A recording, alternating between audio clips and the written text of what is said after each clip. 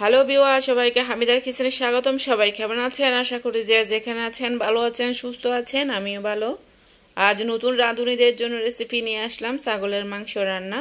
ছাগলের মাংস রান্নার রেসিপিটা দেখতে যত সুন্দর হয়েছে তত মজা হয়েছে।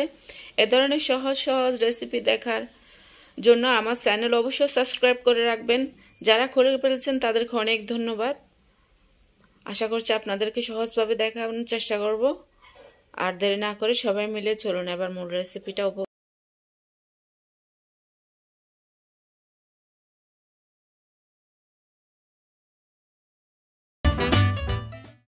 এখানে আমি 2 কেজি থেকে একটু বেশি ছাগলের মাংস নিয়েছি।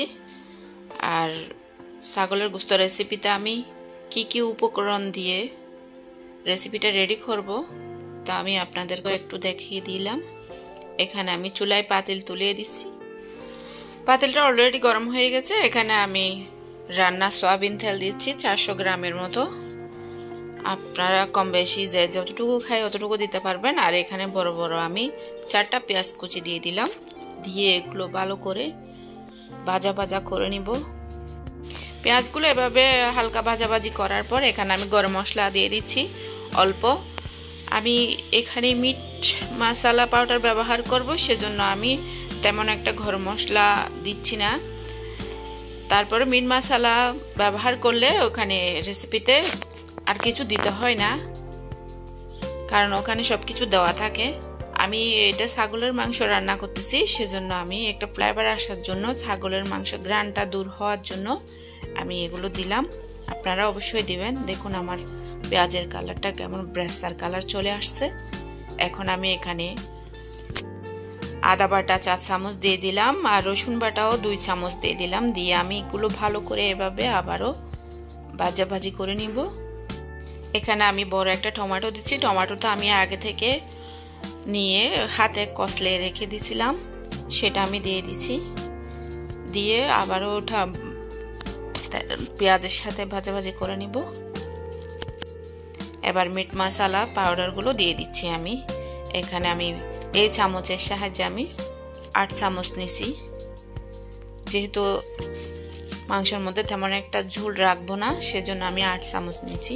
আর যদি মাংসের মধ্যে আপনারা ঝোল রাখেন তাহলে অবশ্যই 10 চামচ নিতে হবে, কেজিতে 5 চামচ করে। আমি এখানে অল্প হলুদ দিয়ে দিছি, কারণ এই রান্নাটা একটু লালচে টাইপসের হয় ও মিট মশলা ব্যবহারের কারণে, সেজন্য আমি একটু 1 চামচের মতো হলুদ দিয়ে দিছি। আর পরিমাণ মতো লবণ দিছি। হালকা পানি দিয়ে আমি এগুলো ঢাকনি দিয়ে আমি বেশ কিছুক্ষণ মিডিয়াম তাপে আমি জাল করব, যাতে মরিচগুলো নিচে লেগে না যায়। এ দেখুন এগুলো কষে গেছে। এখন আমি ছাগলের গোশতগুলো দিয়ে দিচ্ছি। দিয়ে আমি ভালো করে চামচ দিয়ে এভাবে করে কষানোর জন্য নেড়ে চেড়ে দিব ঢাকনি দিয়ে। আধা ঘন্টা মতো আমি মিডিয়াম তাপে জাল করে নিয়েছি। দেখুন এবার মাংসের মধ্যে ঝোল ছেড়ে দিছে। আমি শুরুতে এখানে কোনো ধরনের পানি দিই নাই। আমি এগুলো আবারও ঢাকনি দিয়ে আবারও আধা ঘন্টা কষে নিব। আধা ঘন্টা পর দেখুন আবার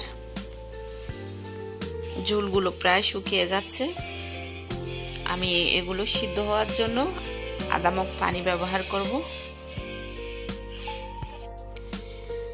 আমি ছাগলের মাংসতে একটু ঝোল রাখবো, সেজন্য আমি পানিটা দিয়েছিলাম। দেখুন ঝোলটা প্রায় টেনে গেছে। ঝোলগুলো আরেকটু টেনে যাওয়ার জন্য আমি ঢাকনি দিয়ে আবারও জাল করব অল্প কিছুক্ষণ। আমার রান্না প্রায় শেষের দিকে। দেখুন আমি ছাগলের গোশত রেসিপিতে ধনেপাতা কুচি দিয়ে দিচ্ছি পরিমাণ মতো। আপনারা কম বেশি যেরকমই খান ওভাবেই দিতে পারেন। আমি ধনেপাতা কুচি দেওয়ার পর এগুলো আবারও ঢাকনি দিয়ে 5 মিনিট জাল করে নিলাম। জাল করে নেওয়ার পরে এগুলো আবার নেড়ে ছেড়ে আমি দিচ্ছি, যাতে সব মাংসের মধ্যে ফ্লেভারটা যায়। দেখুন চুলার জালটা অফ করে দিচ্ছি। আমার রান্না প্রায় শেষের দিকে। বন্ধুরা, রেসিপিতে কোনো ধরনের ভুল হলে আমাকে ক্ষমা চোখে দেখবেন। আর যে যেখানে আছেন ভালো থাকেন, সুস্থ থাকেন। আমার পরিবারের জন্য দোয়া করবেন, আমাকে সাপোর্ট করে যাবেন। আর লাইক করবেন, কমেন্ট করবেন অবশ্যই।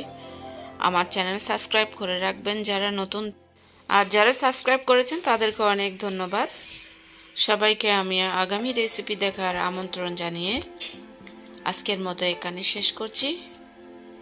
দেখুন আমার মাংসটা দেখতে কত সুন্দর হয়েছে, সুস্বাদু, পরিষ্কার পরিচ্ছন্ন। সবাইকে এতক্ষণ আমার সাথে থাকার জন্য আবারও ধন্যবাদ।